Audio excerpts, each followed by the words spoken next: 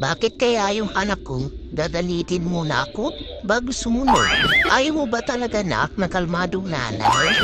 Kaya kayo, huwag niyo husgahan ang nanay na sinisigawan ng anak nila.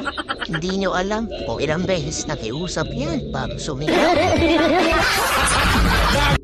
Ngayon alam ko na. Kaya pala gusto ng mga magulang natin na kumain tayo ng sabay-sabay.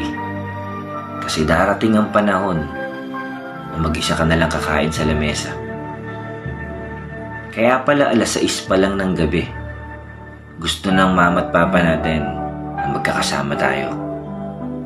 Kasi darating ang panahon na matagal na panahon din tayong hindi magkikita-kita.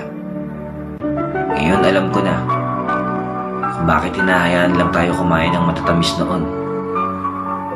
Yung pala, puro pait na ang mararanasan natin ngayon.